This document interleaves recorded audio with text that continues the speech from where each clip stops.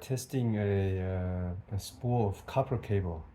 So let's use the fluke tester to check the resistance value.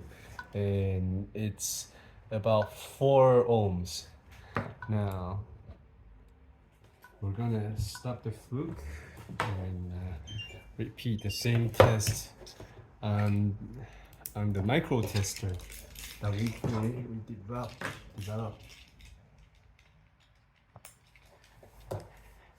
So with the continuous testing, it's showing all pass, and the resistance also passing the resistance measurement. So we're getting all green lights. We're testing a shorter spool of CCA cable.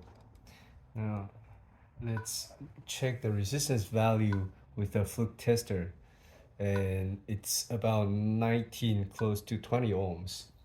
So this means this spool of cable can be used for PoE application, but it's almost at the borderline value.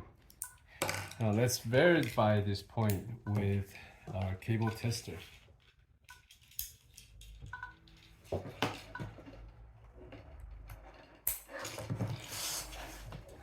See, because this is a UTP cable, so the ground is open, but the other 4 pairs are showing green, so the resistance is okay according to the TIA EIS standard. Now we're testing a longer spool of CCA cable. Again, let's scan it with fluke Versiv tester. So you can see the resistance, DC resistance value is about 28 ohms. So 28 ohms is too high for PoE application, and it's not compliant with TIA standard.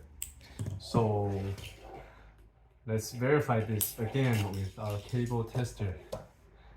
And you can see our cable tester is also indicating this cable has high resistance.